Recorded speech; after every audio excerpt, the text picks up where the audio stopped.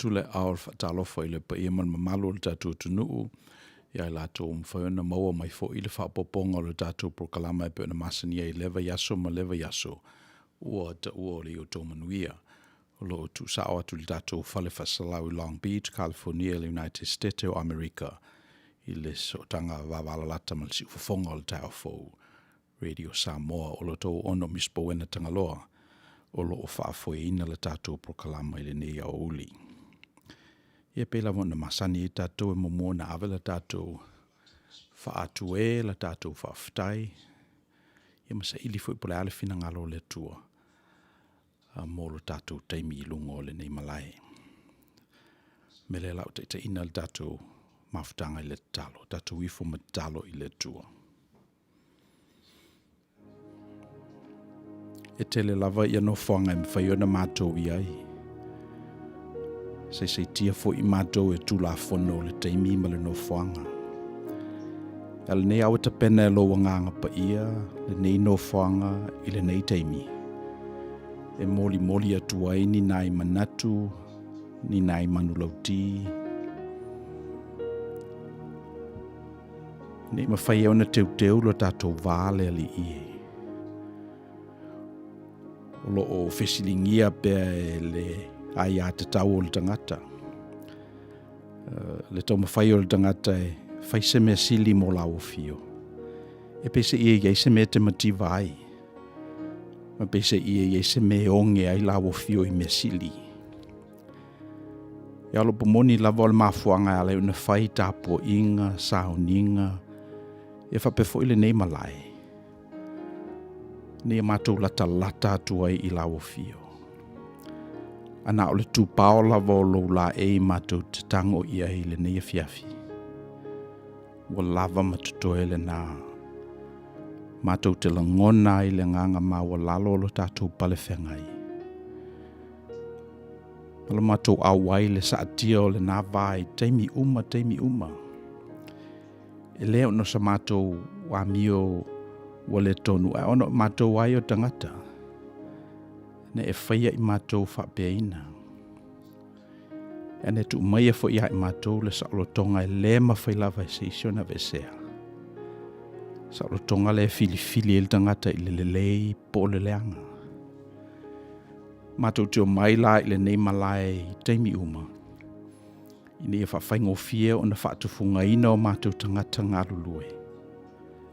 Matou te fili ai le lei.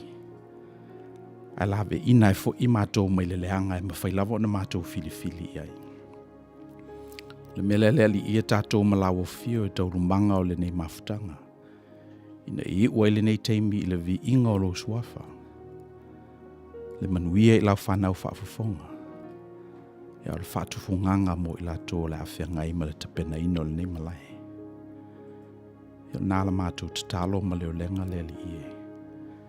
Ia la tu suafa Yesu ke riso lo mātou li i mal whaola.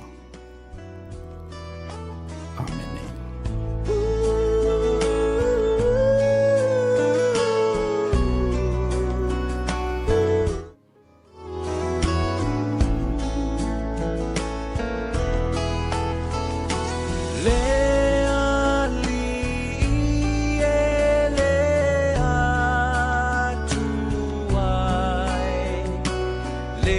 Fai mea e ma fai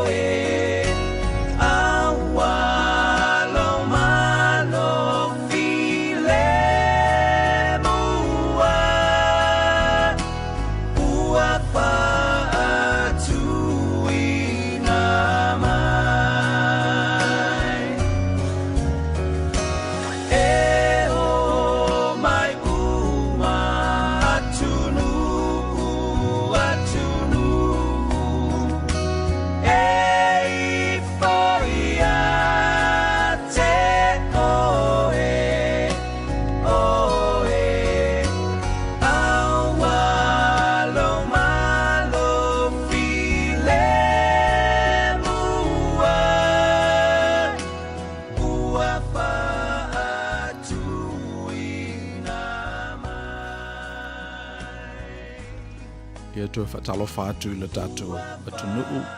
E mai lātou fo e mawhaiona maua mai le tātou whaapoponga o le Outou Manuia le neva yaso. E whatalofa atu ia soli ulale. Pe le whanu mele no mua ale a tātou. Leva yaso malea, leva yaso soli, talofa soli. Whatalofa atu fo ia ai lua mose. Ia mai lātou fo e mawhaiona maua mai le tātou po kalama I le neva yaso. Ao le I te tosi I le tātou po kalama mai le lava yaso mo muona vel nei ava no whaaftai atua I tātou sponsors I lātou o lo o. So soani mai le whatupeina ia ma le wha o loina fo le tātou po kalama I leva yaso ma leva yaso. Tātou sponsor mo mua le kalesia al second Samoan. Pulte le whaaftai le fionga le te fono le sunga ia Michael Petaia ia ma le laulau I whapefo I ma le kalesia le second Samoan I Long Beach. Ia o tō la fonga o tō sia fo le tātou vātutu nanofo. I leo mamawai ia teimi lungo le nei malai me le whaaftai. Sa whaila lātou fundraiser le vaiaso o mawai. Te pena uta ua. A pina ia lātou mea ai Polish, Mexican, ia ma mea ai India. So e pe o isi nā peculiar attributes o le community le second Samoan I Long Beach. Ia pe e se ala lātou tipi. E mo ila po tangata Samoa. Ia e se fo I alo lātou whaaloalo I tangata. E tangata ese. Ia pe o le lātou nā anava. Ia, mo whanava noe whaftai atua I le anti-mitas cookies. E o mita o le teni ua whato. No fo I Long Beach. Ia le la whailana cookie place I. Ia nā lo so soani mai le tātou prokalama I le teimi ma le teimi.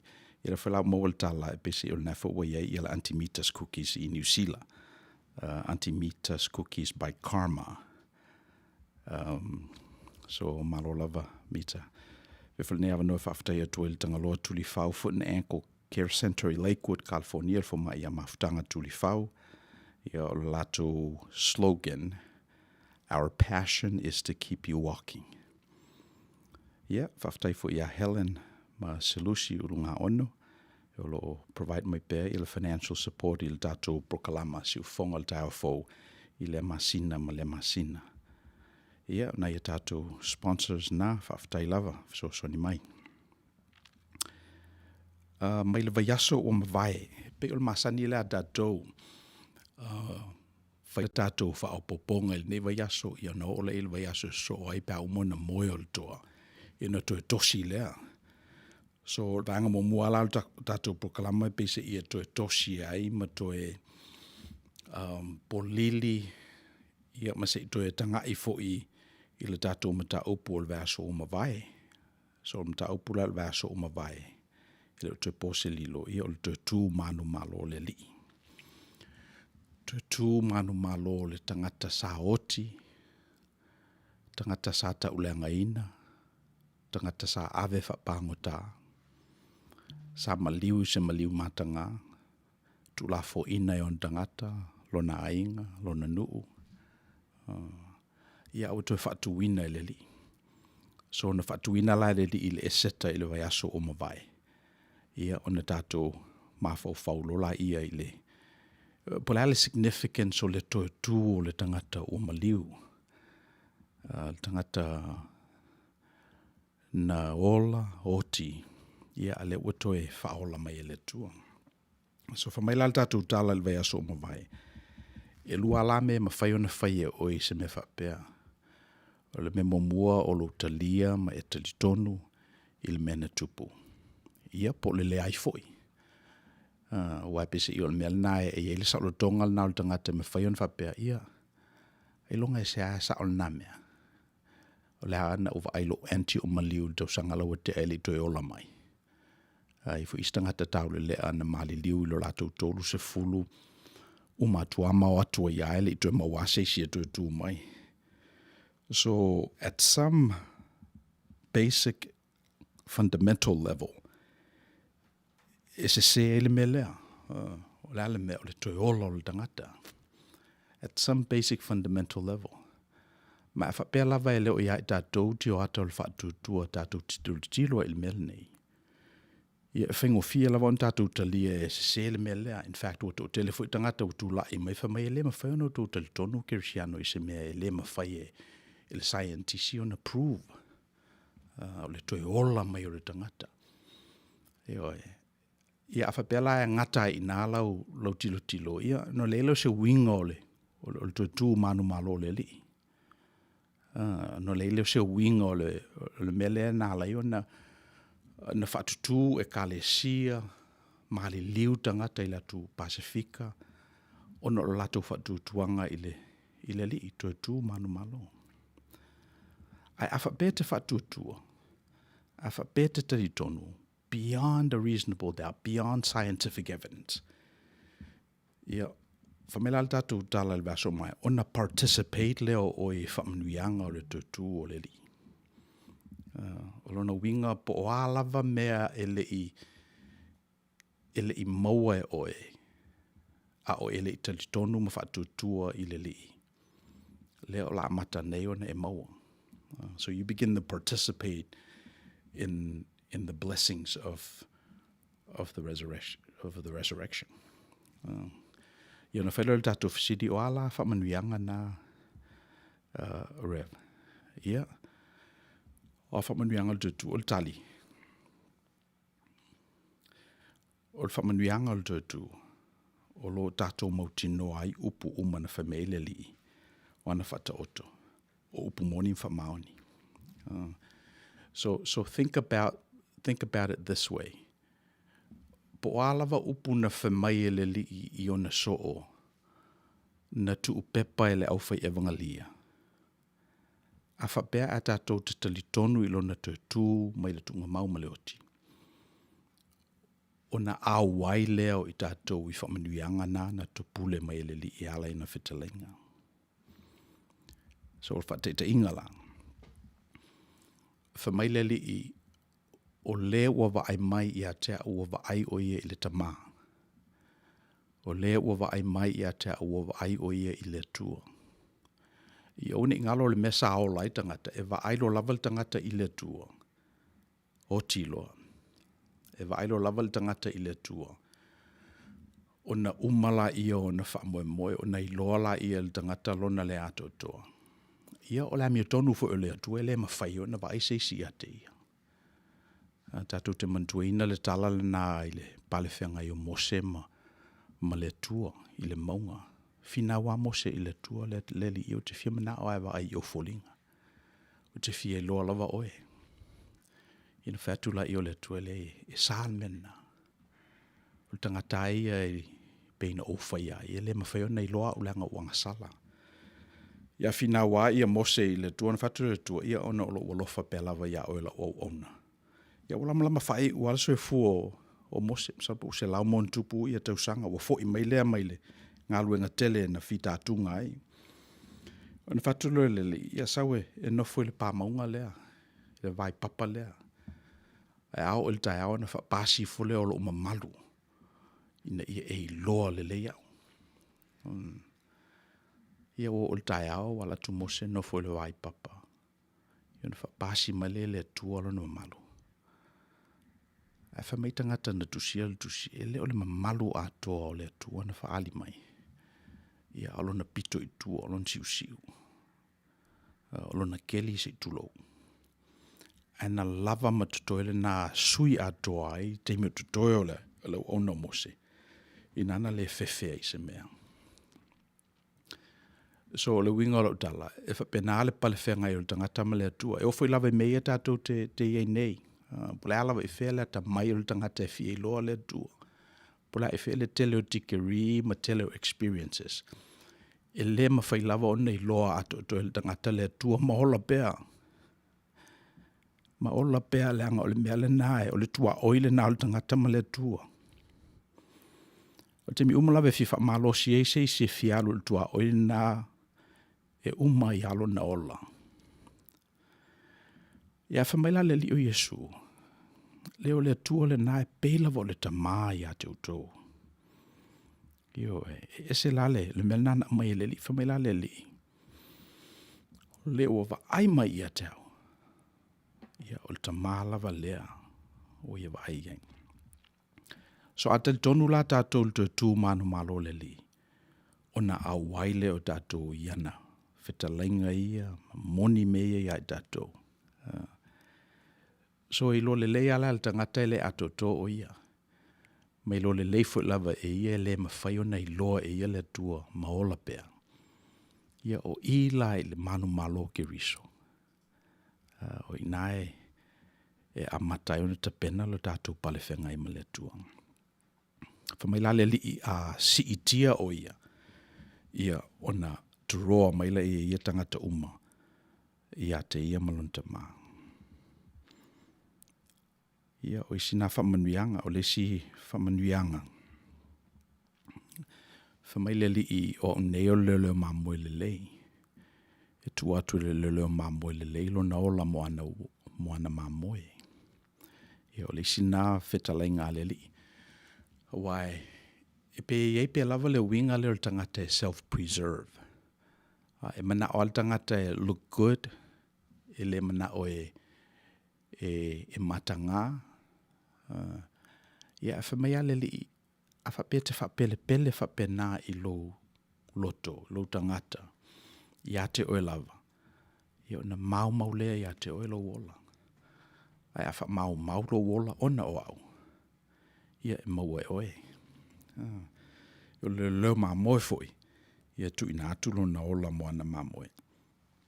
So ava aila ia i te ropo le hale le umi foi e. Talone e soifua i leo langa le nei. A no foa mamata i tu. Te mia o te pena malie low identity. Ona e loa aila i o le winga lea. E pese i e attracted lava i ai oe.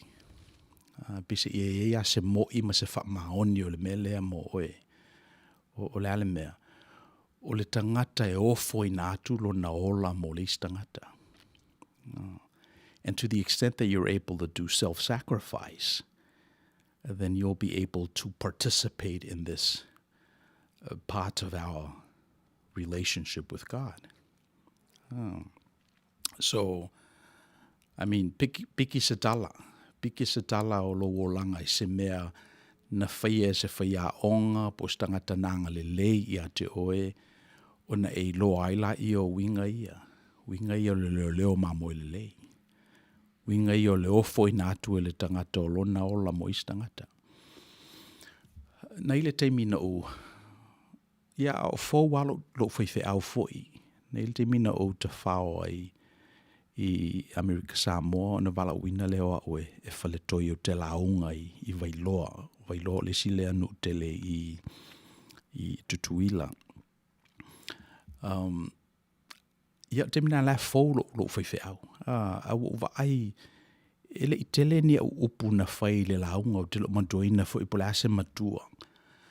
Au wa ai atu I le sau molia ma le o mai o tangata ma a mai to nai wha lava tina o la tu su inga ula o la tu ta inga ie. Ele mea le masani e tātou ele na wailofo e whaia alo winga la utala I le tali whaitau o tangata I le uwhenga luenga le tua. It's quite a sacrifice. O te le lopo o whea o ngā ruluena I tangata o whea fo I mea o lo mawhatia I e pangalea e mai ala lato whaamua I le tua. E mai a mea sili I le tunu I ana whai wheau. Ma lato whengainga, tofi launga. So, o me whapena, e pise I e la langa ia fo I le sa o male tā ua o le whatutuanga le a tātou. Le ana umai le soifua o le tātou li I lungo le sātou. Ata li tonu la ma whatuatua o I le toiola ma le toitu manu malo le li I ma le tunga mamu le oti. I ona le popole ala I o oe. Le popole o I le oti, le popole o pe a whaumatia lo whale apitanga whale tino. Le popole o pe a vaea o I la unga luenga, le popole oe pe a sola le tamaloa e tia I Outou ma tamaiti. So se mea lava o mawhai o na oti le tangata. Whamai le message le eseta. Ia tu manu malo le tangata na oti. So mela na tawa le whatutua. A whapea la te le whatutua, it's okay for you. Pero sa utonga le nao tangata. Ia na te tawa launa e whaalango langoa oe ia te oe.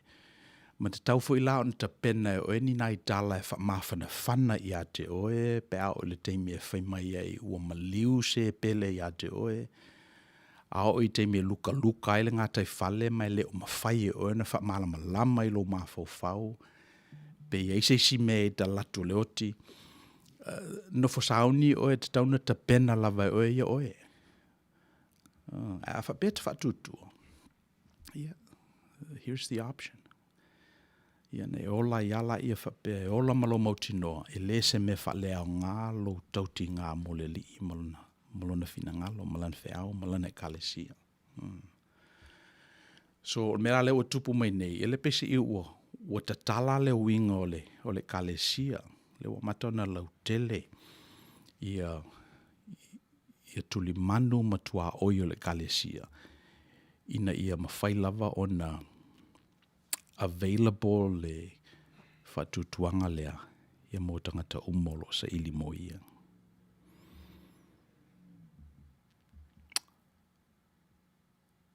Ia, let's see. Tātu dato pese lea. Ia na whaawalo dato talnoanga le situ. Salamo nos forma le fitu. Ole foi upu mua. Male foi upu e sefulu male fa. Psalms 27, verse 1 and verse 14 says, The Lord is my light and my salvation. Whom shall I fear, Lord? The Lord is the strength of my life. Whom shall I be afraid? Wait on the Lord, be of good courage, and He shall strengthen your heart. Wait, I say on the Lord. Wait, I say on the Lord. The Lord is my light and my salvation. Whom shall I fear, Lord? Aleatua ala umala malama, mala ufa ala tanga. Oh, te fefe iai. Aleatua ala malasi, ila ualanga. Oh, te fefe iai. Fa'atali monetua, ia fa'amalosi, e fa'amalosi loa manga. Fa'atali monetua, fa'atali monetua. The Lord is my light and my salvation. Whom shall I fear, Lord? The Lord is the strength of my life. Whom shall I be afraid?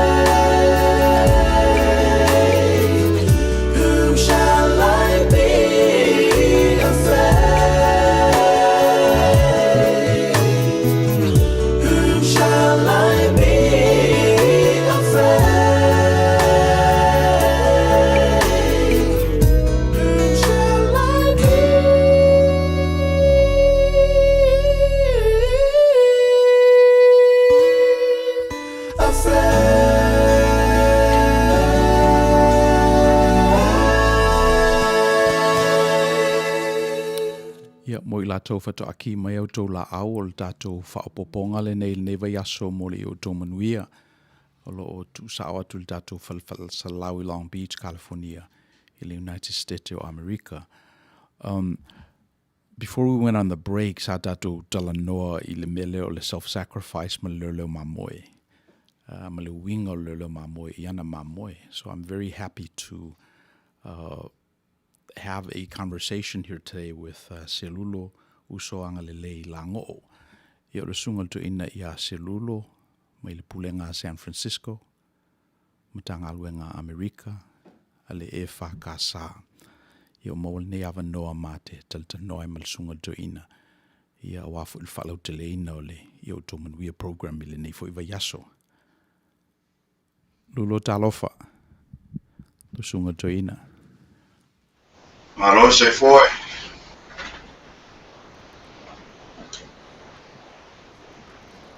Malo se foi lo sumai. Ia. Ia malo. Ia whaftai lava. E pei o le... well, e nai fisilia lo sunga toina e pe mata isia da talanoanga. Fisidi mo fene e whana wai, fene e ola e ai. Ia, pe o nai fisili nai atu o tawhai. E tata talanoa ai. Ia. Natu e. Le ava noa ma se lao le lei. E ala li. Le nei prokala me matamofie. O le siu fonga tai a fou. Ia ai. Me se foi e ua mawhai o na sila mawhaafonga.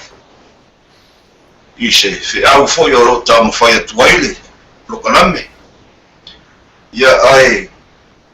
Tau tele utufia le. Te vai o le.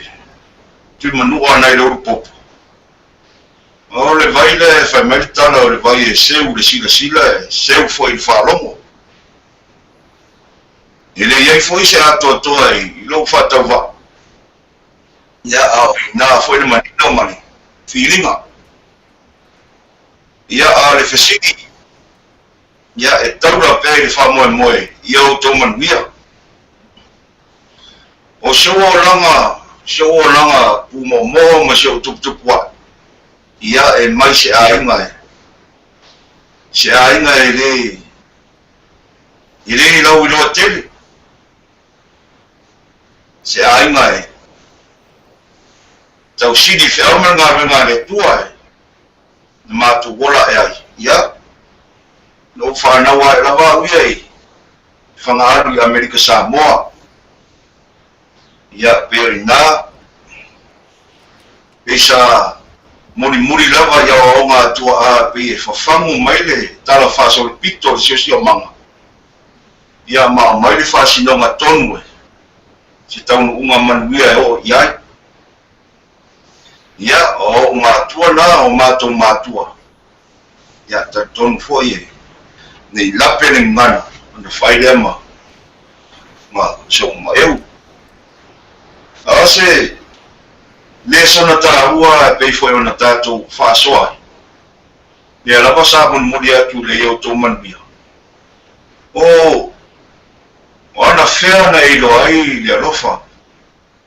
Se tasi le whesili. E tupu pēne mawhawha. Ia I lo ulava tartonunga I lo whai whea. Ia o le alofa lava nā fuafua. Fofua e le atua mai le ai o se mea. Ia na o loa e na o tupu wae ma o loa ni mea. Sa o mori mawina lava le alofa o le atua. Mai mātua. Ainga. Mai ngā renga le atua le aonga whai se au. Ia mata maria I tono le whasinonga nu ma ainga. Te iora lava ina. Matua. Oi lo foi whai unga. Mai lo ele me tauna alofa. Ia ma alofa pei tangata ua lea alofa mai I lo tangata. Ia se pei se tau lea mo tātou. ona e whaavae fo i le whitalainga Iesu. O wani whaatua o ia le alofa wai mauri te mi alofa i tangata lo alofa mai. Ao tua ato le alofa i tangata e an whitalai Iesu wai. Tangata fo i le whai mawhiri mai. O tangata la na e whina nganu Iesu o tapte alofa i ai. Pia na pe ewa. Stai kupu atu le sumatoina fo vai. Tagaloa. O whanga alu e il dato whalemai tele na ina i tutuila. Nei ese wheso soani o le whalemai i nafo i le tau fio anga ma le iloa fo i o tau o le nae o lo o Outou wa atu e le tunu o sa ili fo. Ia, tasi lea whaatufunganga o lo mātou wala. Mātou wala e le nu ono le tua oi o le sulfa inga o le atinu. E tufi tau whaaroi mea rofa i se tangata e. Tate i loa i tangata o matua maa whatia lava. Tangata e o i whaanono angaro loto. Tate wa ai e nā moi maui. Ia maa o ina e fo i o mātou tangata i. I se sao i tua ato ia mea. Ne ngata o se ai o sulfa inga. Ai te lea se awa onga ma se mta upu o le. Ta sidi foi le ya o ina ita mato ele naso macho le se me fa tino se me aro fa foi e ma sanitato ya a le baba ai mata ita ngata si ngas atu mato wo foi mato e so ani na ya li fo mai ma te tau si mai pe ya batu ya ini sa oni le nu e batu tau maftanga a me se lava e ti telepo ia mwhaere o leo mātu ina ia saoma pui a le leile whanma mai nistu langa o le whanma e le māro i whanga aru Ia wape o nala wa tula i mai pe se i o lo o let's say te tawa ona whale leia lo dato o whalma i whanga alu le wa tula i mai nei o tautua o penga i le telefo i o potu o lo o iai, we need to upgrade, I guess is what I'm saying. Ia o te whamaunia le o le nei fo century le alava o to silafia mtato loa century o te konolosi ma mea te le vavapi o lona winga ua tatau ona si tia tūlanga soifua maroroina mau le tau tingao nei fo mai o mai sa ili le ata mai ma fo ia tum faino ia ai le me tua e ola to faiva ro filima tau tala mai fa alo ni tato maro a mixa mo ma le atinu ia o equipments ia ma meo me fa pena e so ni tele le ata mai wa i nai fo mai i poto ma o lunga ora to mo le se men fa fo mai pe ani me fa nga lunga fa tino ia ngā ruema. Ore nā, ore wāna ore. Io wape e la le winga le o le lalolangi. E pese i e pala mea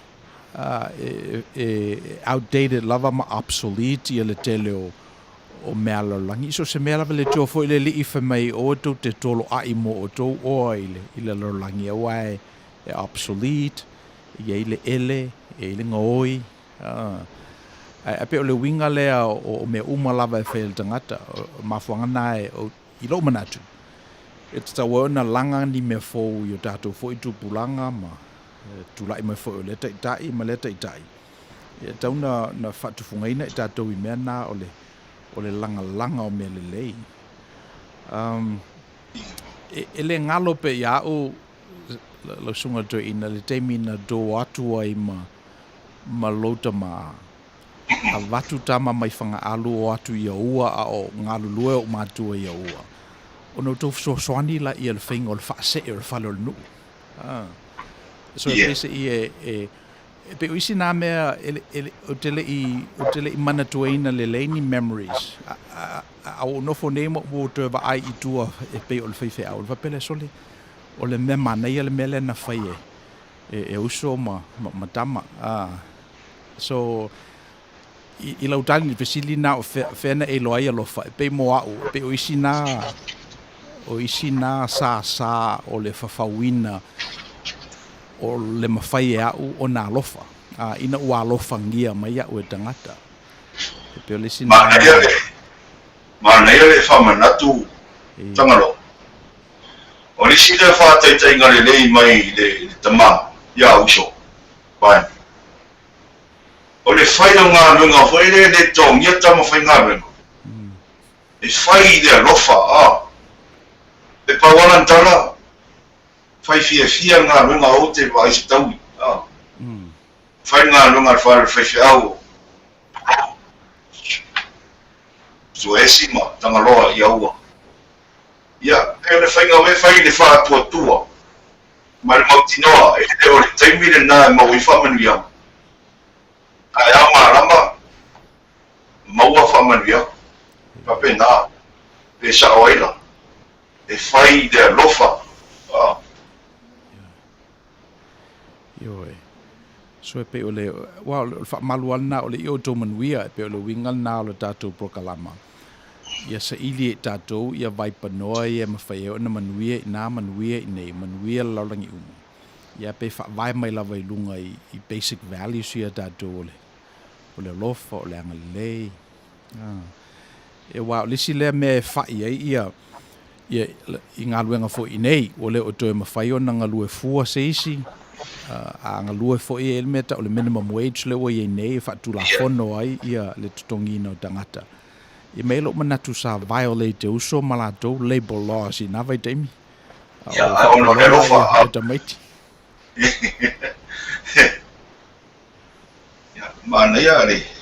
So swani ia le. Ulanga na o le tutupua e lawai. Ia, peo, e au ngā motu pula. E tūro rota manatu a e whai le mea le whai meiro te tamā mano te tina ia te itai whai. E ui solo ale a oina. E o a iai. Ia, peo risi lea puna o le Manuia ma le tamau ainga. Ia, pe a whai lawa e usitai ma whaalongo i mātua.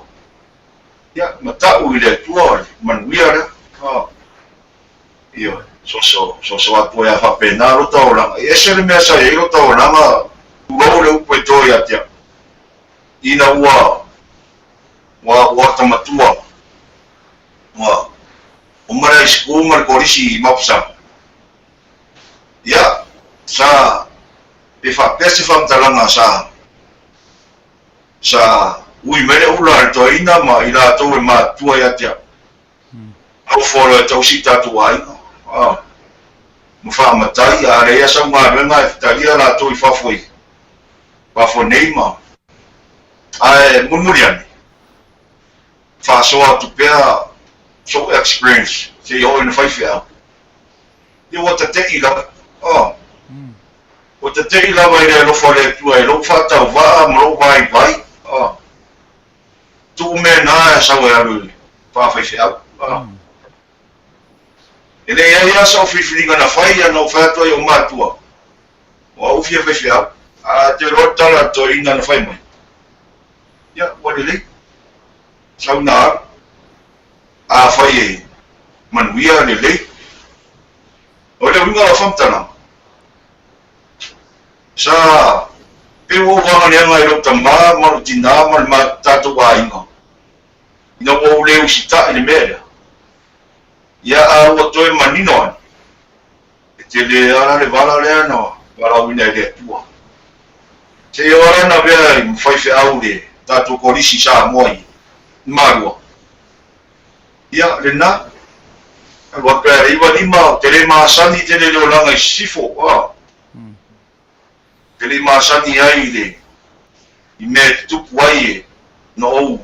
Mo le mawina i o langa o mwhaitua mwhai a onga. E se foi le rofa le tua ia mea. Pe ua. Wa le ni se ora inga o te asia i marua ma tu kia e hawa pena i oi. I mea o. Awa ngā rofa le tua. Ia. Whapupu whamtalanga. Ia, na mapu atu le ia inga ni wa umare au mama. Mara wina roi nei San Francisco le. Le lua afe. Lua afe matasi.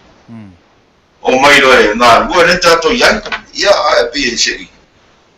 Avatu pela o foi tu sa le tato program.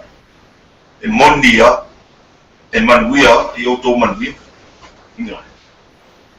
Ia, ole fa Misipouena o tato program. Ia, o kalesia le i San Francisco, i Daly City. O Daly City sa le o lotu. Ia, Se fai sau tala le tau ngaluenga. tau tala marwharolo e lawa e whaafonga e. Ia, o le mawara maua. Na mai le kalesia. Ia ua, ta ua foi sua foinisia lau whengaruenga ua.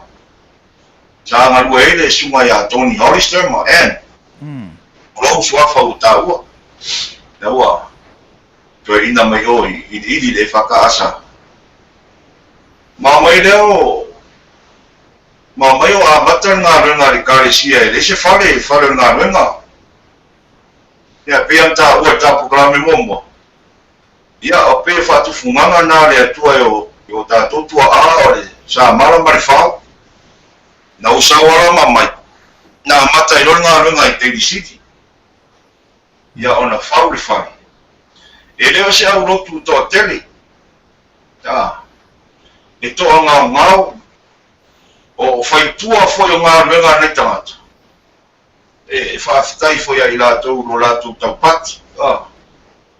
Lo lātou tau siri. Pei lava o lau saunoa. Whai o lea mea whai maro Amerika ma nei atu nui whafu. E leo se maro tau ngofie. E sa e ringa Manuia e o mai a inga e whai. Ia are. O ngā renga e tau antasi tau sanga e whau e whai. Ia o tau sanga manai māsina e wha. Ia ona o le tau wha putu ina o se ledi ma whai. Ia le nāna. Na sa e le. Wafe ma le lua. Ia o se whale ua whai ma pine wha mau foi i soifua se au rotu mai lātou.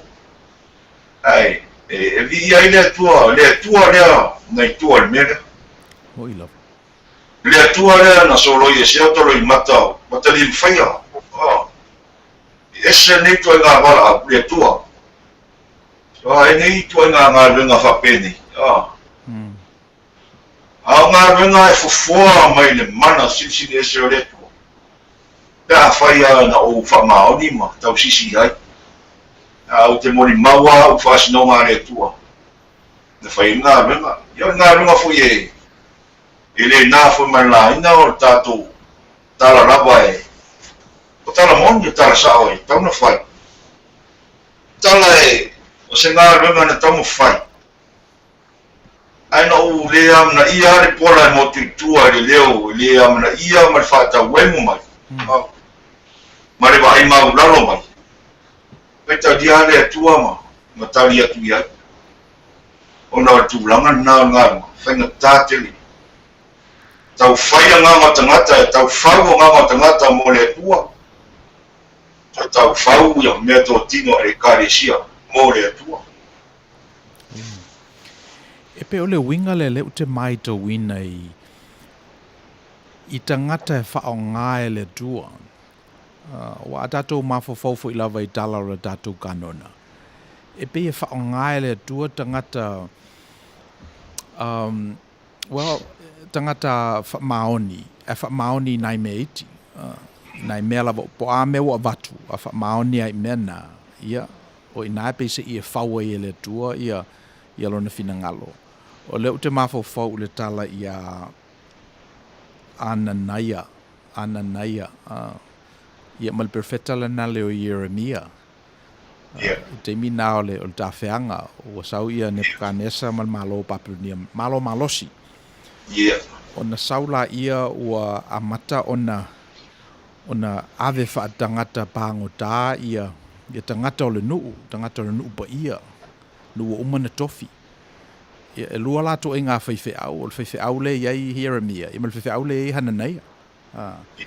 O le whaiwhi au la Hananaia, e pese i e prosperity gospel. E positive thinking le tangata. E whamei ai lea i aua tau te papole o tō tangata umana tofi. Pe tau whaase e to inga fe au le na. Whamaiaia le ai le umi o tu la whai o to le tua. Umi ta whianga le msalo po le lua pe whātau sanga. A tu fo I mai tangata I ta pua I le tua Yerusalema. So to inga perfecta mo na to inga perfecta no lua la le Yeremia. Ma Yeremia le ai le malama o to le finangalo le tua. Ai o pea. Fa maoni pea. Fau fale mana no foi. To whatoanga ma ai o la tau fua. Au mai tau le lea no nofo mauto wa whawhine. Iwan mena tapu. Sana mix le toto. Tangata Israelu, ma tangata Papernia, tangata ese. Ma Yeremia auto te pole full mena. A vatu o to watali e no nofo mantene o le nuu. Whamaile tu o whatawhiaina o to I Papernia. So le wingara tala, le maoni lea ma le pay attention to the local details. O le perfetta leo Yeremia. Ia lea na valu se furu eita usanga o whatawhia tangata. Inana na langa I le tua, ia le to I lalo o lon tangata. So le wingara tala, iwa leo te loa le I unga o le tau tala. E le o ina I San Francisco na i oi Outou. Nai maoni nai tangata iti nai ai. Ia napi se ina na whaonga le tua e mai e ia lona finangalo. Se whai lau tala I le transition a Outou. Wauli, tala noanga ma whamtala mai de nganga wharo. Ia, e tele lava whawhita auri. Moa ulawa ia msautorua man maafana. All my life born and raised in Samoa, the context of Samoa. Ole, se furu tau sanga mua. Sa au loinai. O tangata e lolotu I whawhone, o tangata mai ima o. O na abatu le tua lalo mane nganga o se whautua. A mai le fina ngalo o e pai tui masebe. Wharu osa tātou wa me I nei mo tātou au lotu I nei. A wale mea lea tasi le mawhanga I ona bevesi e kāresia.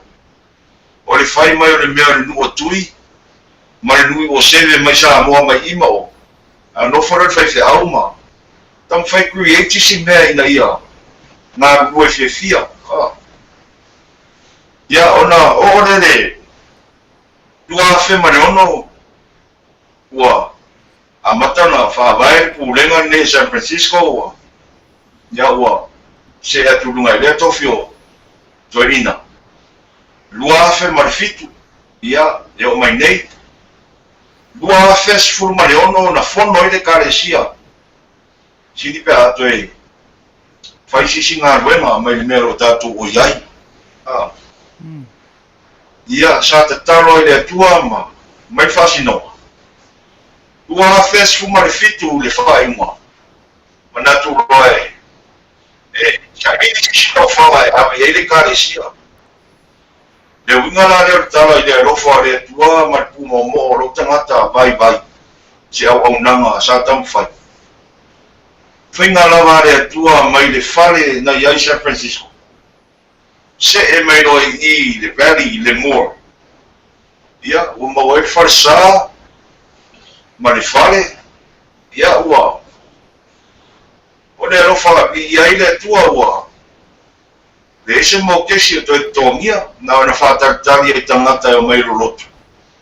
Le a whailana, na su mai le pa I o ni tanga ruenga mari, te whanori.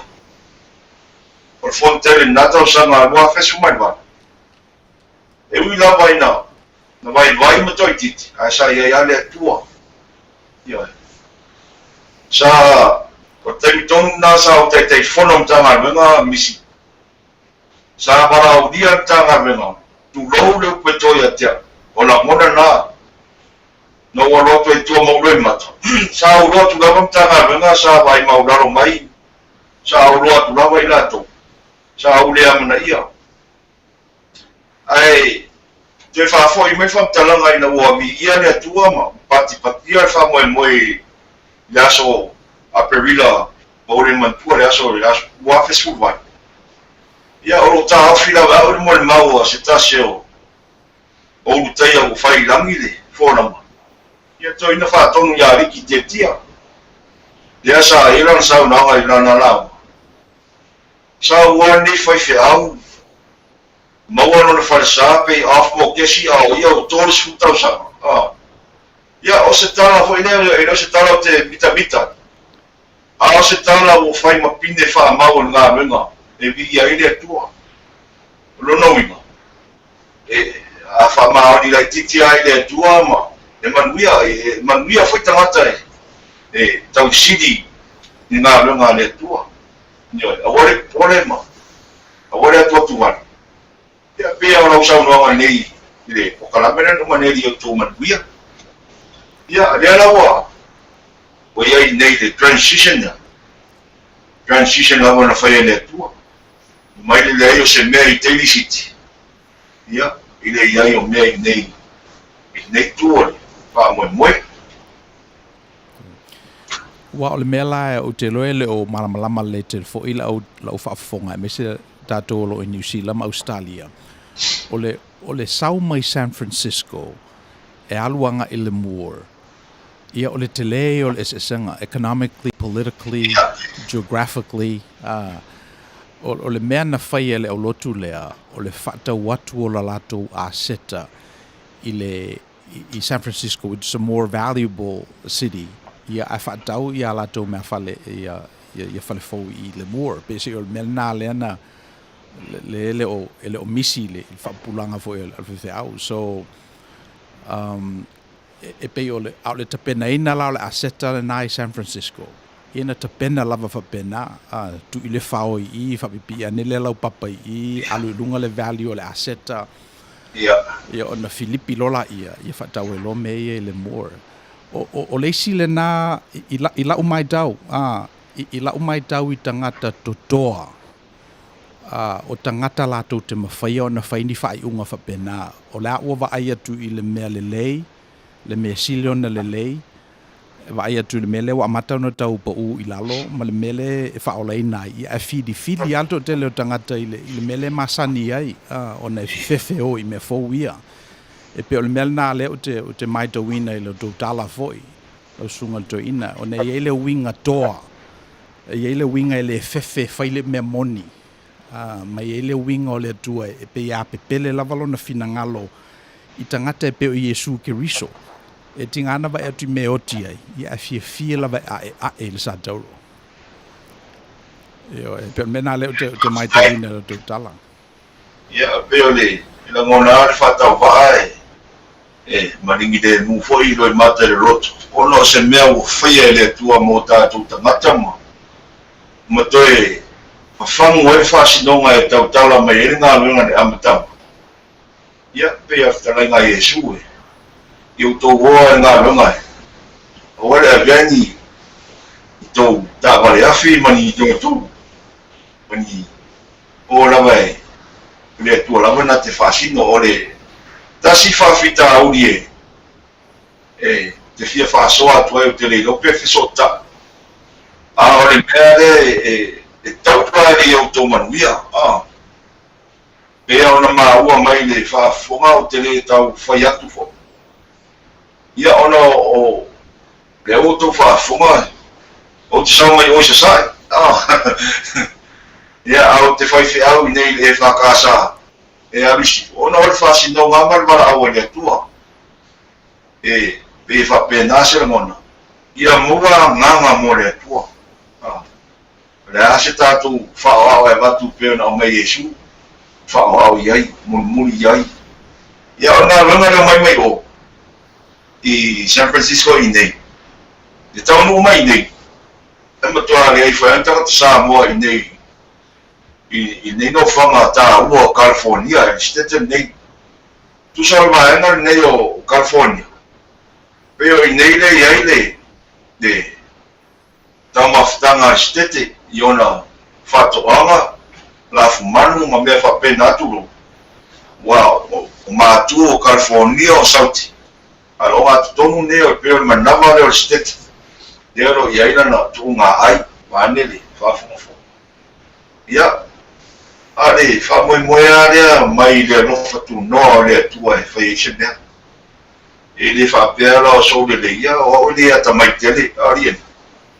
ia atom foi atamai o te amota so msa ili le peo Tasi ia ole fasi nonga rava le tua ia loto te tele ai vai le mea ua petala mai le tua ia peo le o te fia fa pi atu pro kalamene ia to Manuia ia ole winga le na ia peo no fai matu se kornito masanita to le au fingaro Fua ai mea mare loto malie, mare loto mau. Tore inati o le tua. Paole, tore inati o le tua e whai mwha poro. Ia ona, pa soa lea e le umare, tamau a ingo le tua. Ma lo lava mo le tatu, lo kalame, lo ina, Tagaloa, anai ali.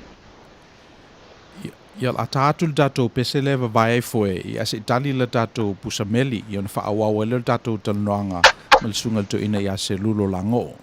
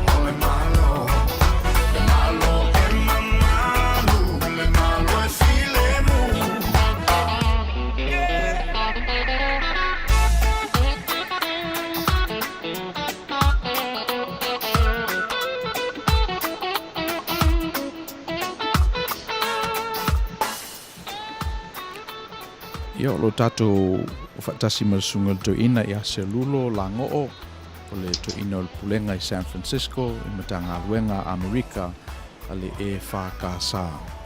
O lo tātou tananoa e tusai fo o lato ngā luenga fau mai Daly City ia le ia nei I Lemur. A whapeo e whaafonga mai le tātou proklama le YouTube, whamumole omi, fully like, share ia wall, ia na whaileo lau mata whale by subscribing to YouTube. Luinga la o tala nā te mi umalawe te tala I le ala leo le si whonga le tāu Full Radio Samoa e mōmua lava o na longo atu lau fionga. Ia. Le si fesidi le rungo o le tātou fesidi lo sunga do ina. E iei se isi ngā luenga. So fai se whamatalanga I le mafuanga nā laiona e whitwhilia le ngā luenga lo e ngā lue ai. O aisi ngā luenga na whiangai ma oe. Ia wafo e pe iei le manatu tangata. E pe la o for instance, o fix lo identity, o o whaiwhi au. Ana iei te miu te li whaiwhi au ai. Nei te mina o so soani ai. So e pese I o le tau mawhainga le nā e tala fo iala le identity o le tangata o lo whaasoa I lungo platform e nei. Ina ia identify ma tangata fo ia me se ia tupulanga la lova o al datu watunu o lo mafau fau I le tu inga ngā luenga le wei nei oe. Se whai sau noanga I le structure ina o lo o langa ma le fau fau ina o lo tangata ngalue. Ole, tulanga I ngā ruenga sa iai le tupua. Ia, ia mata mai tono la inga, sei, ai le ila atura I tono ngā ruenga wharekalesia. Ia, ia o te, ia I umai ngā ruenga wha masanita tu, ia o ngā sa au Tagaloa, ia ma sa o ninga umarawa, ma whtanga tāronga. Au tamu whai mau leo, ia ma sauri ngā hutu e sese. Papena, ngā runga, o au ia tangata E kāresia. Tangata E kāresia. Ia ai, pesa, sa tofia e whaiwhi au I numa. Ti a kono nei ai o te ngā rue wha ti a kono o tau le lea. Papena, I le kāresia lea le whaka asa. Ale mātou nui whanga aru, tuiga. Ia, ona, toi foi meile whamtalanga ia o ngana, ma rea korisi, ma kusanga tupatas. Ia, sa, ngā runga foi ngā runga tu sa maleanga wā. Ngā runga tau, tu siata ma meo, tu whatasinga o talo tupe. Le anu siata se ngā runga pe a, whai se project pui rea. Pe tau estimator, estimator. Ia ere I de matele pe wata sanga ia au tu ua loa me ke sa moa mo fa mo la le anga e tuai. Ia na umare tu langore polisi fa fai fe au marua ma pui foi tuila tau sanga. Ia sa Manga due fa a o mai. Ya o ma u mo sa mona mo. Ya ai. Fa o foi vai ola ia ni. Ya escuto ya wane fa ma ya ni ma lo mixa mo ai. Pato tatala le proclame le mo meu social service. Na mataila vai ola ni. O io ni social worker foi le. Itono fa ma. Se ora na ba wina I ma.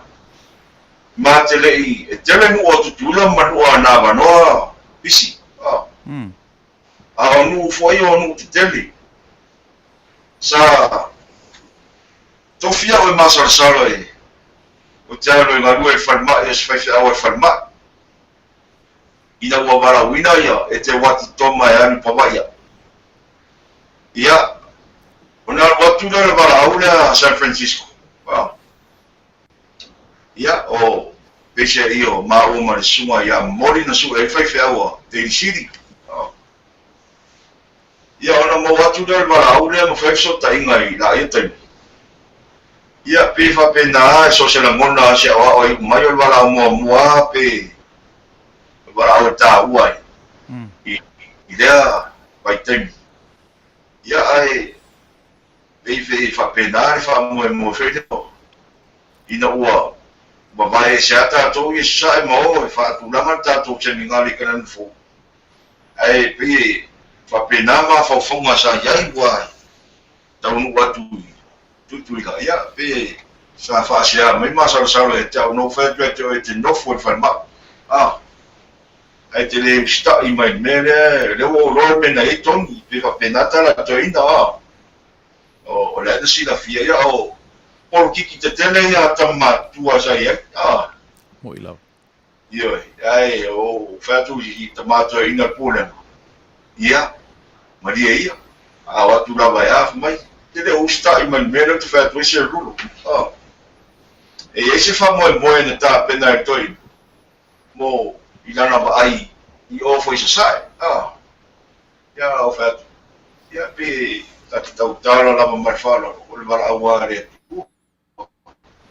ya le wa go se fulu la go se martasi tau sanga nga go ni pausis ya pe ya tala le fa isa wa fa ta lo ngai ba se fam tala te le afo ya inga o mo so e fa mai e te sanga nga go ngai ya ta diaria me nga fa ro so ma to ina mis va fa fo me Outou o le atua le se sa mo se sa e po sa mo sifo o le atua e lofa I tangata e fa maonia ia te ia yo ya mai le feia fa penale le balawina I se ngalo pe fa penale bala me le atua ya o na mena ngalo na malue ya ele o dinga me ma foi mea sa ola I Amerika sa mo ila ia taimia sa rohe fa ngari to maina ia pe ina sa pa mo fio na fa na lo na te sidi ona sa challenge le suengo the state election exam mo meio builders ia na sa fa na fali inwa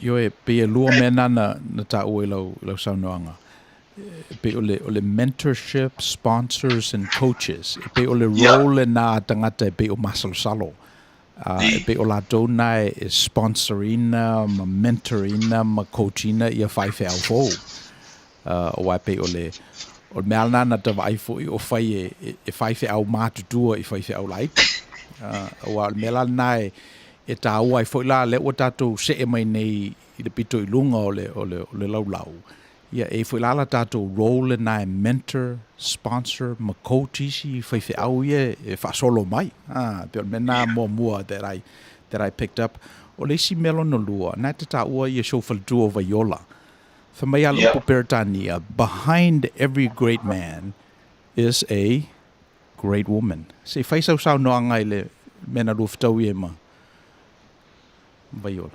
Ya, ole fesi ma wa rungo al fesi. Ya, ai, la tamo fai peo no tato plokala. Ya, o Vaiola o lengo se to rua tina sa fa na tu lo. O Vaiola ia o tene mai tu lo, po ave tu fa tu ala to ina, o ia fa fuma. O Vaiola sa mi sa fai ele tuatane sa soifua ia maola New Zealand ia o onga sa ia university o Pilani mo ia mga lua fo isiona inga ona matua sa ti a kono e fakasa I Outou nio ia pe o ina pe fasi no nana fe lo ia ma Vaiola mo ia ma fai poi ya ni pa baru ma o ma ruai fa umar ko si fa au Vaiola ya o pe o ona fa tu fumanga na ole Ph.D mo no master me ka English ta na fa ya o mai sa mo puila ya o tangata fa ta va pe ka no tu mo si ka fia ya Vaiola ia pe tu fa fe mai ma ua ese na ro fa le tua ese foi na ro fa tu fita fa o tangata I le ro fa le tua pe o Vaiola na ia ari ia tono nem tanga ia o no fo ma o ma tau tu o wape a foi fa fonga foi le tanga runga ma le fakasa ia ona o mea o pe foi na moni mau ia le sumai o tono tanga runga fai se evaluation pe fai se meo se so nga foi le i tangata o lo ia ko tu tara le aki pe ono sfulu fitu sfulu pasene var sfulu tangata me sa tu me o te tasion tanga runga ia a o tangata ia tātou mai oi tu muama pule ia pe whapena pe 50-50 pe almost full fast food ia tangata ia pe se whaptalanga foi le tautala man whauraro bisi i le whainga foi o whai mara toi ina mwhai whea e mwhai round of sota ima ngafa ma identity o tangata i tono mtanga ia ai jam foi tua se me te fai uma de lei ele vai ver te a tua pesa Yo se talanga le Tagaloa wow, lisila mele, I think that's very unique. I kalesia diasporic churches. Ese mene lol melen ne ta ua o kalesia I nei e fau e pai la fai tui maseve. Ese mela le ngalu na. Ese foi lava le ngalu le ngalu te le fati. Le mele tupu nei America le individualism, American exceptionalism, le ua fai ngoina or the white supremacy, and then to some extent, or the toxic masculinity. Pe o isi nā ngalu o lo whengai matatou sa moa I nei, a tonu le o whengai tele ma isi atunu. Pe o mea nā e tei ai tātou. So alatu lale tamititi sa moa, for ele le olo na whasi o manga o le ainga sa moa. Ai alatu I whale a onga le atu lunga. E whataua I nai le individualism. Ia, ele loa le tamititi po le ala na tanga, o le afuela na tali whaitau. So e pe o la ua latu ua lalo, e te tau na whawhaua I tātou ni kalesia mani au lotu. E whatufunga I nai tupulanga talavou ia tātou I le lumanai. Ina ima whai ona, let's say, whangota I tai e lua. yeah Ele ngata ina le leila na whasamoa. Le leila na utu vangana I le whasamoa. Ia whapena fo ia le whapretania.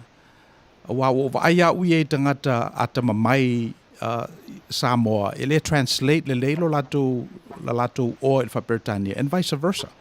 Wefu tamiti e te vai atuae e tino Samoa.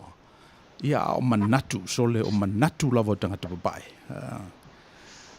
So e pe o o melna lea o te maita wina. Le tio foi awhinga tāle ngā ruenga I nei. Ele ngata o mea nai tutono loto I whale. Ia o ngalu te tele fo I e whengai ma tātou I nei.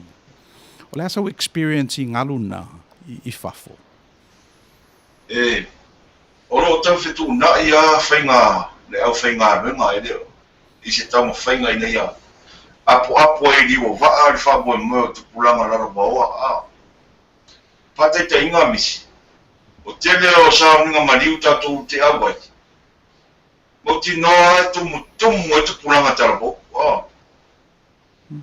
tumu ai ai o le society ai a se isi o la tu lotu Besi atu pulanga ia pe wanga ia tu mo meo le amio whakengi, ia. Whai lang whai tai inga le mariuren whai nei la sama la son fuante atu nei. Mutu atu mua, le whesidi na la umar whewhia una whai. Ia o tau oi le lotu, o tau ngu o le lotu. Ea mai whai whi auma le au whai ngā runga so soani mo o tau. O se mea maa e fo I lau whaiwhea I latoa ngā renga. Ia, tā te tū whoi lea manoa I tupulanga talavou. Ina ia whai ele mea I loe la tū e ora I lau rotu. A ele umi fo, e fia pupu. O mai la o tau e whai. Wa ele e whawhanga lava o tō rea ma sāma rea awa te spaia pai postales. o le whamoe nei mo whauto tu lai mai tai ngā runga I tonu Amerika. Ina ia aua nei tu whaua o tau e pa watu le. La sanga na e fia iai. Te la tu pulanga whea. Sao? Ai le no taro wha Samoa, taro wha Britania. E loa I o e Samoa. O le te tau ma whai o roto a toa si la fia le tua te fia te taro wha Samoa. Au sai tia o le ngana. Nei la se mea whai nai. Taro pēni. Ia e pio o lau nā whaasoa I le mai ngā tupulanga. E whamanatu pe tupulanga. E le sia ngā e sona tā I pe ana I tau tino Samoa se lau pesen. Ai le o tuao le o tau maola I ni mo le mea ni whaasino manga le Samoa. E tasi al me nei whanau tātou nei oso I lo taro. E I loa whaaro aro. E loa le leia e natural tātou I nā mea.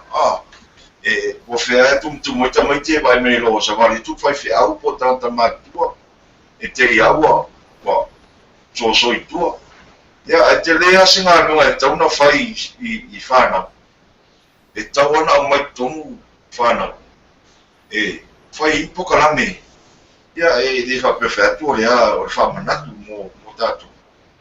E tauna na o fia ta miti tono o tā puainga. Se yo ina malam lama awai. O le leo le wharononga I tātou le atunu ma le kārisia. Se sui whengo tātou rotu. O pouring te le tātou form of worship. Ia, ale winganara tala a sui fo. E le miana sui e tala lau tasi fia pupu. Ona le sik le a te la tau le a lofa le atua. E sacrifice ai e whai le mea se I o aina pa ai o la tau matai. I le whaaringa o le loftu noa le atua. E whapena lau tiro I ai e le wa ai atu whafo fwe le I te tonu o le tau sili mani. Pai whane ma. Yo e wape o le wingal na o le ngalu le na o le individualism versus community. Wa manatual tangata talavou ia I lona taimi le I lunga o le whonga ele. Ngalo ia le sawa o na matua, ma matua o na matua ia te ia le whawina o lona ingoa ma o na mauli. Ai pitu sidi ai lao na le kea I tupulanga lai pe whaisana whanau ma sana whanau o lan whanau. Wai pe o le vai panoa lava nai le vao le sifuru toru le lua sifuru lima tausanga. Le pe ina lava nai tupu e whaale lave le oso I lunga le ngata o gang membership. Ia college entrance foi. Tamiti ale leina ma Manua tu le middle school ma le high school. Fe so filola I kolisi. Whasao I nai la do mai le luka le nai le vao le sifuru toru tausanga le lua sifuru tausanga. Ia o le isi la vaenga nao I lalo ale le whanofufi le muino le energy na ia gang whanpui ia whato ate a mai tua o matutua. So ia na whaila mātou whono le kalesia I le asosa. Whai mai ia le tala le isia mātou whaipu. Whai mai o fiu mea I tamaiti nei, o fiu ia tonga fiti tamaiti nei tupulanga nei, la ua nanu whasola atoa le datou whaiwhi au le tamatiti manua mai Samoa. Ia le nae pese I e le o mai tamaiti. So e pe o le mele nā leo lo o whengai nei ma mātou, o wana I al teimi na mātou wa ai e fu I tupulanga nei. Ia o na ngau alofa le ma mana na o sui le ngana sui le whainga o lotu ina e pu e mai tupulanga nei. Ia me o mawale ai e le mele na e le o mai foi. So o se mea foi e whai malu I mo I tātou o whengai mal nei ngā ruenga. E moni le zononga e na msaro la Outou pamtalonga le. O pe le o whane nefu pea ma ne va ai atupulanga. E va ai lata mai ia. E le va ai mamau I tua to mea pena e sao. sfulu tolu lufu lima le lunga wo ese foi le mea wo eso fonga foi la inga merfana to atawa pata tu le tai mo le ala wo feo la to disi va nga le no sfulu tolu lufu lima tau sam pe vele o pero ta tonu le ta meki I Manuia nga le ta tanu tonu o me e ta tu fa na wa ki ai mo la to wa pero pe fa meta meti ya pe ona e sa no ta tu fa so I le nei lo o le ala mo o pai linko te lo sa ni ga fa fe au ta to I da fa mo I da ya apo fana ya e sa fo le me a le la le va tu pula ya ele mo fa lo tu wa ina se si I le fa fitao ai pe o se nga lunga e ao na nga mo e fatasi ele mo fa no ele mo fa tu si di mamai le au lo tu fa fe e se nga lunga fa fe au fe ele mo fa no fa tu fa fe au pai mala fa se me te tau ona fo no ma to e fa ali ina ia sa au si pe e wa na mawa wai e tanto te fiulo e give up lo ia o tanto give up foi ia te wai o te give up lo fa na lo ngo fa ta la le na lo fa le tu ia tamo fai pe por dili no na mota miti ia ele tele planga mato nei ka mas fulli ma ko sulta miti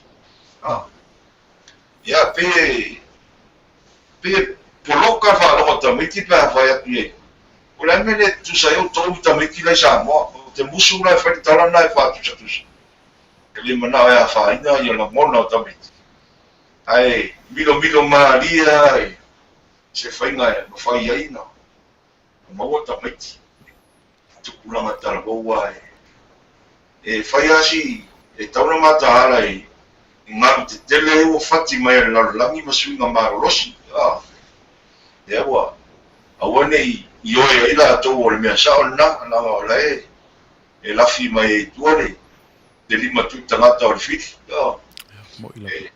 e te wa se la to ya e te tangi fo di wa to no va ngeli ya mo ila pa yo se sa na o mai marta to plama ya wa ya sua tu e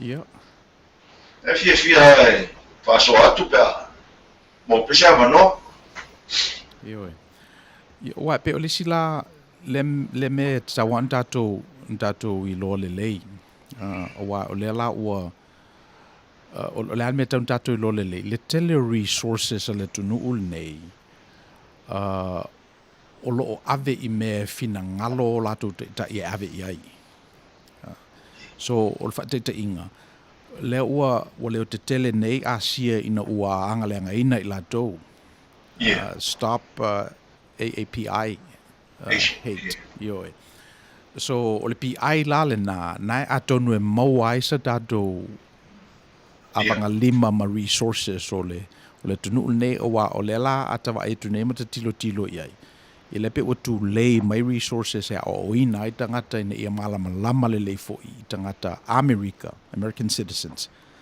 ese mai nei lo tangata America masani e tangata so o le mela o ta o le mela ona e ta ona mata I tu ta do isi ngalu te tele ia am fa ona ta to fa se ai im fa ona mawani resources e tapu e ai o tātou o lotu o tātou nuu le ngana culture e pe o nai mena e tau ona I loa uma e tangata o whateta inga e la mātou le Long Beach Unified School District e pe se I o le district le nā mātou e au uma la fonga property owners o na whawaila I o le paketi o le wha o nga ino ta miti salo pe valu afele a whai o tangata e a onga I Long Beach Unified. Wei la tangata o lo tātou o tunu ua I tutonu o le scaffolding le al whata manu le ma lau amatona reach out mai. Ai e pe lava la lo manatu ele ma whena reach out mai la tau o na vatu leo tātou tamaiti e whata ngata I na ia la tau prokalama. Ia o wai ta whea ai la tātou tosi. Ai lo manatu te tauna resource la tau ia whata Manuia o pe au lotu mai kalesia ma non-profits. o la lātou wā nafa tausi le nā o le vaai o tātou tangata. Ngā ngane o tātou tangata. So e peo mena leo o vaai o tupu nei a mātou. Ato no e whais me whapena e mwhena tupu i lo community. Ia a naolo i resources ale atunuu. Wai a te whaalongo i pomu ia mai maui oi i Syria. Ia biliona le tau o le pomu. Ia a mai sina afa pomu mo tātou. Sina 5 miliona. Ia o la vale nā e whai ia o ngā amata ma o ngā whaiwhi au. Ia maa oi whunga ngana. Ia wai moni lele sao noanga nisi. Ia o wai ngā i o le tātou atunuu e le nā mana nā ina whamtalanga e. Oi foi o foi ia fia le fa funga mali mai mo mai fa so atu le Outou Manuia ia e pe foi le wo tau sisi ya tangata i lona lio io i lona inga mna fa na ia ona tu o le mo middle lifestyle ia o ona no tia i lola io isi me e mwhaiona ma le lei ma whaasoa e o a fwoi te kāresia wa le mwhaiona a me se whaapolo po se me te whaafoi le mensa uri mea ia pe whapena ia ai o le whaapena ia matuara e tā ua tele o tātou wā mawai nei atunu tele tupu mutamari o le atunu o tūla toa fwoi ma ona oma paro tofi e te lea foi so lato sa tau na mo sua mai pe ni kāresia e tamo fai a mese mele po ai sidi pe sidi le kāresia pe sidi tatu honu tamo fai vele a ese to ai na de tatu matau wai faltama ya isu wai e fa pena e o tarana e tau tala mar fa ro voi dai e o lato foi disi una oa amata me na langa ina le anga numa so ni pe fai fa ma ro ma mai to ya ai o se tarana ninga ruenga a usange mari le ta mori tatu pokalame o le mea wa fa uma toila o famtala ia e sacrifice tātou mone manuia o tamata. Ia, e leisa ta me maua i. Tulo wā tala e whai atea uia manau whai whiau. E leisa ta, le asisi mea ta te mana o e maua i. Ngā runga le tua, paule mea ia mau. Ia whātu funganga nganga o tamata ma lātou whānau. I dea rofa le tua ina ia. Ina ia whapoto ma mai loa ma manino lato wai dea io le tua e lofa i tangata le atu e lofa i tangata le lei ia oski pamtalama lea le lei whaftai ma le vanga mun muri la tato interview la so visiona foi what sort of legacy did you want to leave i la ngā ruenga foi lau whanau, tupulanga telavou. What sort of legacy would you like to leave for them? Ia, sa tama whai ai, whetunai mo ni apo, whiota oto isa la fua mo. Mo wha moe leo, le ase mea ta te whaia mo. Le legacy o se mea whapenai.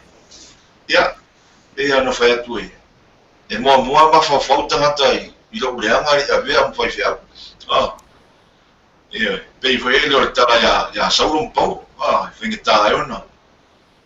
O le legacy ia. Ia, o mea ua wha api e le atua i lau ta whai whiau. E whai ma pine wha mau i e sila mai ma baba aima. E le se mea ta te mita ai.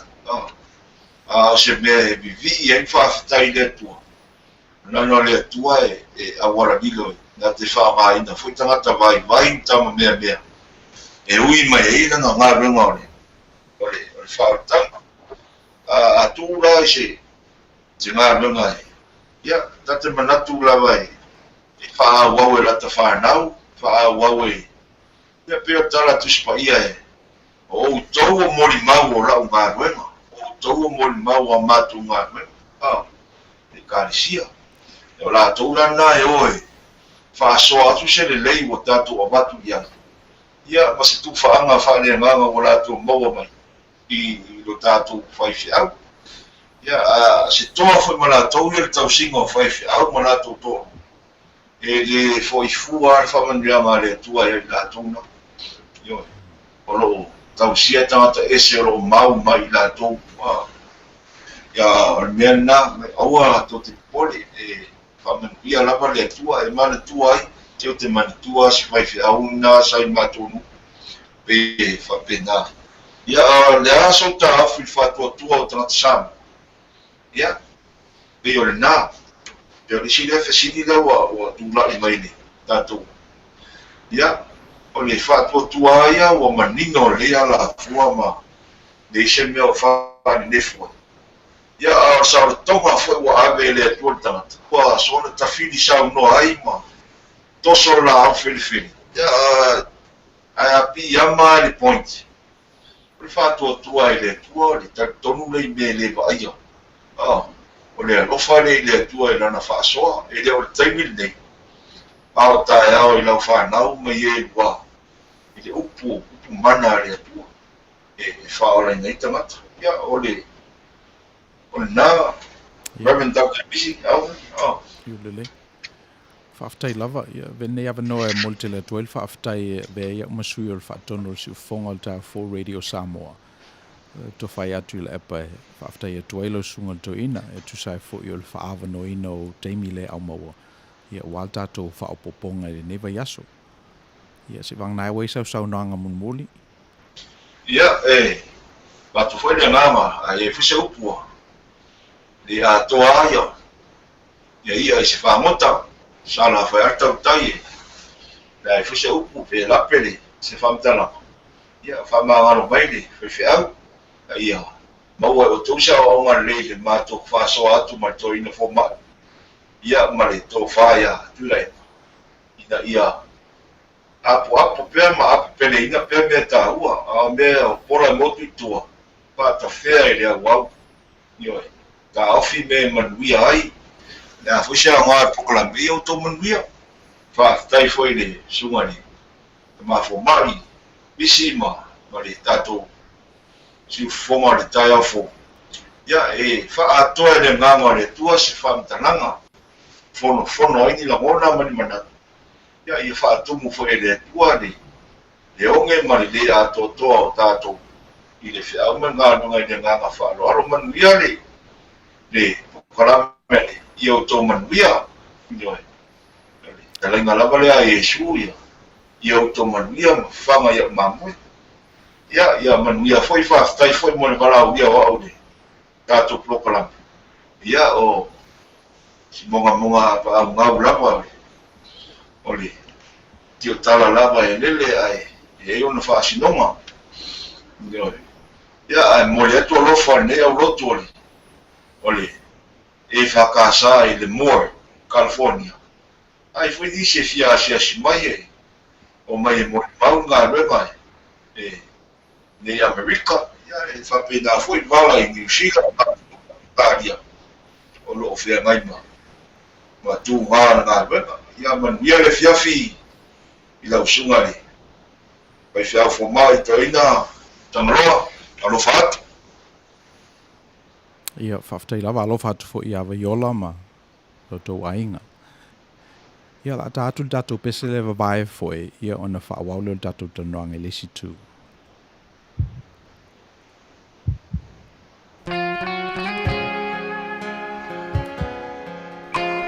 Lulo whaaftai lava.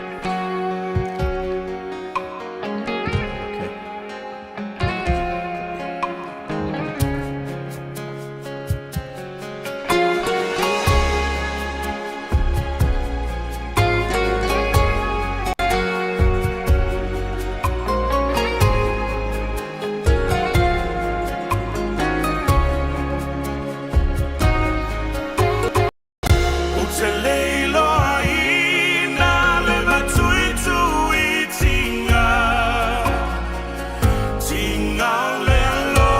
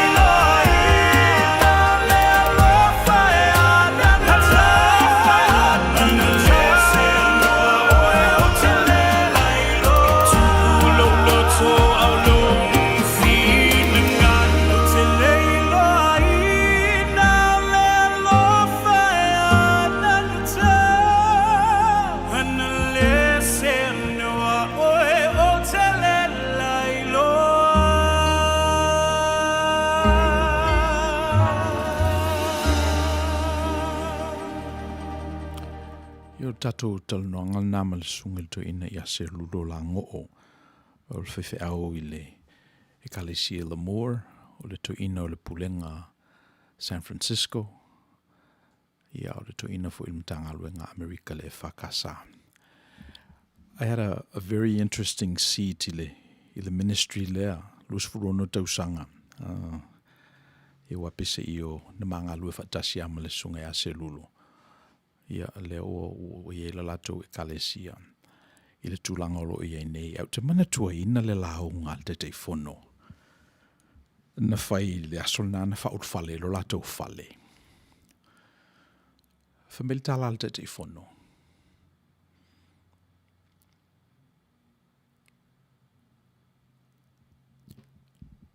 o te lē tou fesili i lou faatuatua Selulo. Ia le ngana o ngā ruenga. Esen manei o upuna o afu i e pisi i o le mele tātou te loa i tangata whātutua, tātou te le loa i a lātou upu, tātou te le loa i a lātou o lātou manatu, manulauti, a tātou te loa i a lātou ngā ruenga. Le nei au nā le tua lata i tolus furutau sanga o ngā lua i se au lotu to aititi. Ia me lau te whalongo tu fo ia manu o na loto i upu ia e le taue i o pola e motu i tua. O isi nā pola au pito sili o na taua. E tinga ana, e motu roa tamana e se ala ta whalopra i whele le leo o mea te whaia. Ai a upupu ia lo whapena e tangata ia e tinga lava loto. Mai le fofo il tangata ngalue ia nā mea, ia e au ngā e whawhau ai whaelele le tua le o le teitai. So e ro manatu o le sile e kalesia mautu o le tātou denomination i nei. Whaangaina fo I lava le atua, ia le whaamaoni o stangata sto tasi, ia malona whale tua. I puma wa ailona fina ngalo I nei, so whawhatai lava. Ia wape o le isilale nā mea lofa, o le tangata whaatutua. E tinga ana wa ai atu le o fua le se kati, tinga alawa na upupu ia tangata, tinga alawa na tele tausanga o whaatu sua le nei whaatoanga e le fua lava. Ia e ale taimi. Sila alofa mai ele atua. Ia ma whaongaina o tātou tangata vi I ailon suafa. Wai fo ilalo manatu, e whapena fo ilale le atu Samoa lea, e se le titio le tātou tunu utui. A leo te whatua uia o lo tātou tolo lea e tui titia whea songi ia malo losi, malo Amerika, ia malo Saina. Mai o inei loa. O inei loa pe o tātou o le a brokerina le file mu o le lalolangi. E o tātou te itai o lo o iei nei. Ia ma te itai fo I Outou wa amai. I to file ngatalai secular government. Ia o te itai o e kalesia langa pese e ia le mea I loa e le o whaingaluenga. E leo I le malo si o le malo. E ia mea nae o tele mwhaina o whamatalaina. Aso seisi lava wana I loa le atua ai le maliu. E o le mea lal nae. O te ropa le atala whai le mea na pe maliu fo eto tu. Pe on tātou whamna tuina le eseta. E le I loa mua tātou ni mea o whapeina o na whai. O ke riso ala le ulumatua o le tua inga manatu lea. O lo o ia o le tua oile le val tangata ma le tua. Ai ono le anga le mai o le tua. Ua whasao ina I lo tangata aunga vale. O mela nai lo uma tangata ia e malamalama I mtaupu sili, wha maoni tuli vai le tua. O le mea nai, ele mo tangata uma, ai na ele teimi o te leimana o e whaiwhi au. Na ial teimi na uma natua e isi me malolosi atu ne lo ngā luenga na. Na uma e soi fuama le olo na I o matua. Ia matua a foi. Al meu o ilo nei. E le ia sisi ngā luenga. Le ia sisi ngā luenga e tusa mal ngā luenga nei. Le tio foi le li I whamai o tusa ili mua le malo le atua ma lana ami o tonu. O na wha au popo e leo nā mea uma. Tu te mana na o iai. Ia, o le pisa mai tatou audience, ia whatalofa atu ia tapunuu anga vale. Ia, whatalofa atu fo ia Inosia, Fatumiti, Tipisoli, whatalofa atu fo ia Teresa Tauti, Vitawa to Alima, ia Mafia, Whiangia I Tauvau, ia whatalofa atu fo ia Mapuiti Tinga Aniseko, ia whape fo ia Fou Lele Siuao and Myers. Whatalofa atu fo ia Tala Bailey, ia fans masani al dato I Outou Manuia, Tofao, Lalotoa, Beniata, Talofa. Ia e mese fo I lato o lo o tu o le tato screen. O whapoponga le vai aso le nei. E pese I ua tu tu le li il vai aso o mawai whaali I ona so o ele I ai. Ele I ai toma. I ona tu whaali lola I a toma. O le tala a toma na whai I ona so o. Whai so o le li I na ua fo I mai o ia. Whai atu lau so o walato wa aia le lii tu manu malo. Whamai toma a whai lava o te le wa ai I mena tutu I ai whao I ona lima. Malona I tu I le mena sunu I ai le tau. A whai a o te le wa ai. A whai ele I tu uro lima I lona I tu sa tutu I ele whao. O te le tali tonu lava. Ia ma o telefo ni tala fai I le leta le tonu o toma e fu lava le moanga ngana I le ngana Beretani o le Doubting Thomas. Doubting Thomas. E le manatua ia toma I lona toa ina ua whamaileli I tatu te o Jerusalem o te o tiai. E lo manatua e tangata le tala toma na whai whetalenga na le li o le tala toma tato wo ia tato te oti whatasi maia. E leo manatua e le au kersiano ia le winga le nā toma. E leo manatua e le au kersiano foi o toma e ta o le masanga. So e pisi e lisio na uso lea e le I ta uolo na ingoa. So a tato mafofawa I masanga e pisi o tangata e fui lua. E pe le atoa leisi pe le alu leisi. Ia ma e wale le winga leo o toma. Tomasi. E pese I le alu whaatasi malona soa. E alu a whaafa, e alu a ese. E sa umane o ia a sa umane a wha ese toma. Pefa penale wingo o le tama lea, o le so o lea. Ina ua tu mai le li o matona whaali I ona so o.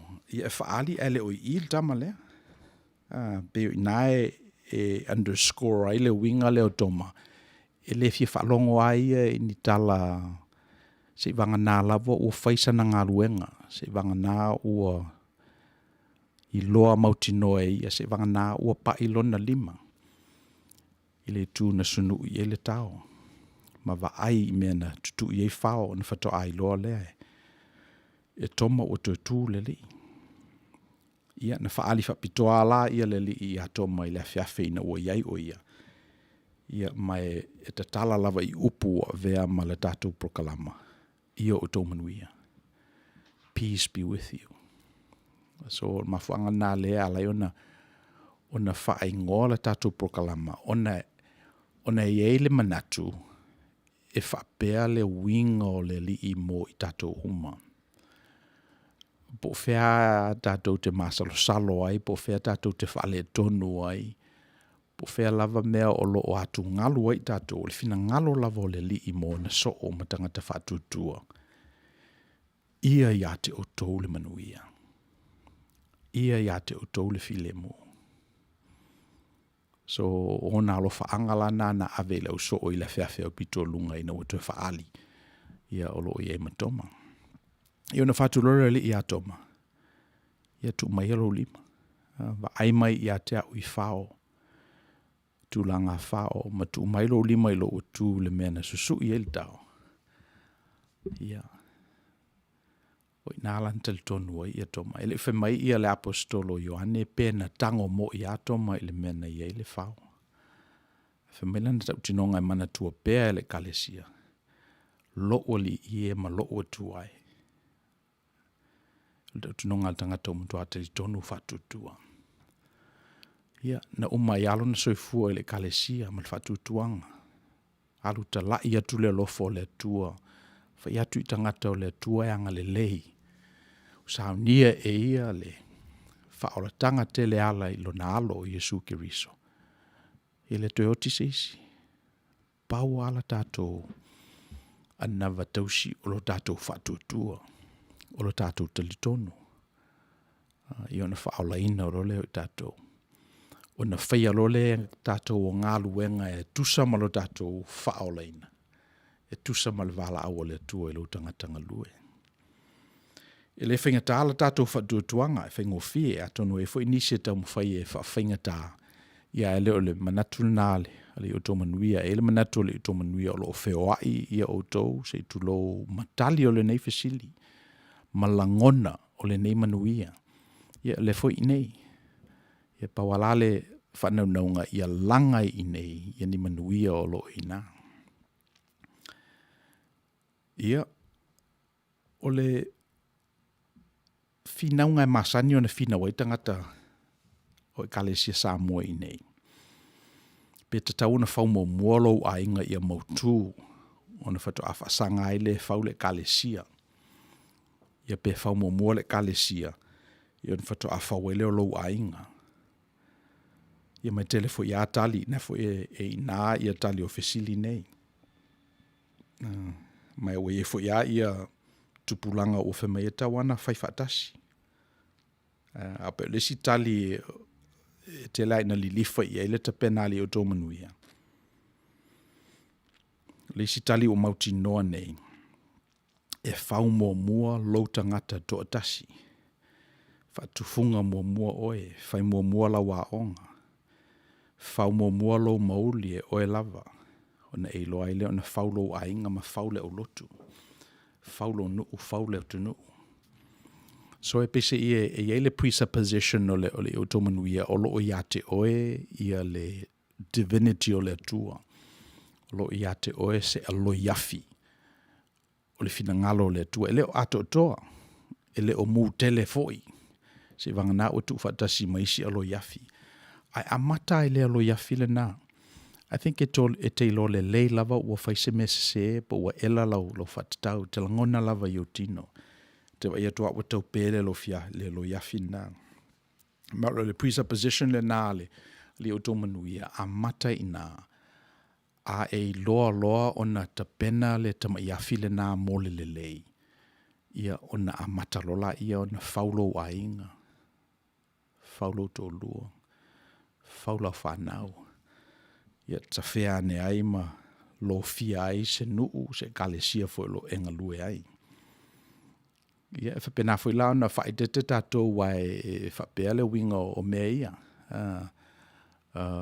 e ala ona I lo le Manuia ona o tatou distinguishina le Manuia o meia o va lua lava awa fa pe Manuia fa solo ato e le lo la o se tau o le Manuia ai ala ona onga al Manuia ona ua onga fo I le Manuia o le winga le o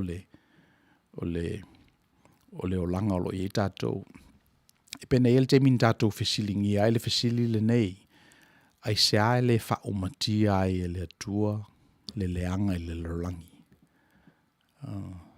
ia tu bepe ia la fina ngalo le atua e pule ai e pule al me ala iona le fa umatia ia le leanga e le manatu o le Outou Manuia e ala ona le fa umatia le leanga ona le ese winga o le lei e ala ona le lei ia le lei ona ua pale whengai ma le leanga o mafuanga lana ele o ia ai ele tua oire na ona ele ai la se meaning ne there's no meaning pa pena o le lei atoa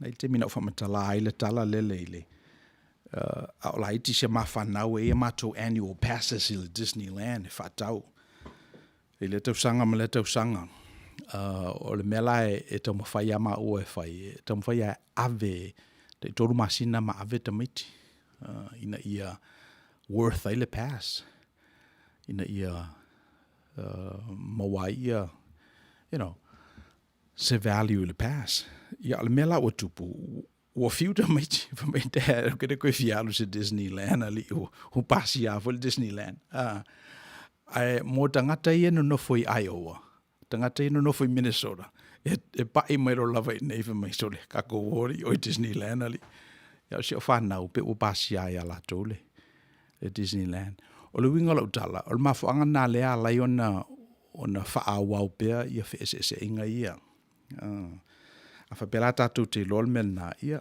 ona tatu tu wa va no le I na yo tatu so e o lo ile tu tawanga vale o lo ile tu in the dark side le tiofo I ama faile li ona faile nei tala te le e te talo mo I la to e ita mai I ate oe langa I nai loa ai le leo tangata ia pe ana faia ia se me fa pena let's see ia o tala na ia toma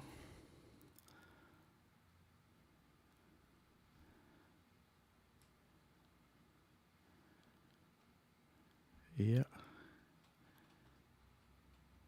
pe o isi me ia mo meu nai pito filo o fesili la po fe fa mo pe fa mo lo ainga pe fa mo le kalesia ia o le tali fa uma me lua at ta wana fa le o wa a fa le anga ia fa pena fa le tonu le ainga ia whale tonu ma le olotu ma le kalesia.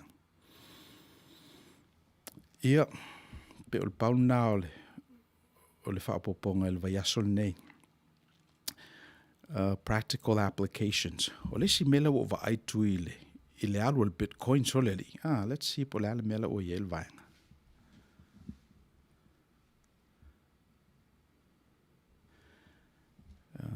Luta va ai atu nei le app lea.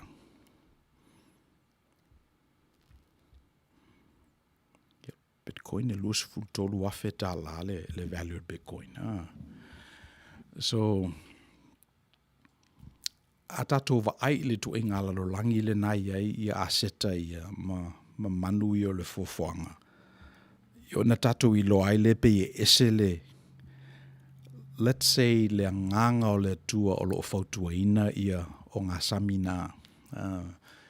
And I'm thinking for i le nganga o le tua na o atu ai misionale i o tatou lau whanua i le afe valse lau montupu.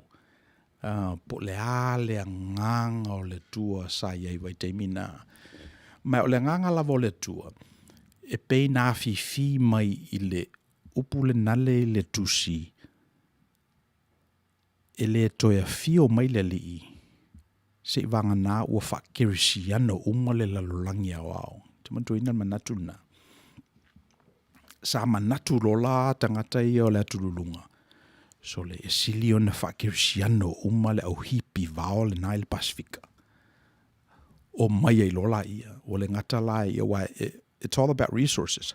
Fund lola ia le vaenga ia London Missionary Society, whalapuputonga ia, peise ia. They're virtual corporations. E lato te tala I ina le tala le lei, ma avatu le tala ia Yesu, ina ia whakerisiano ina dangata. Ina ia vave mai ai le toia fio le li.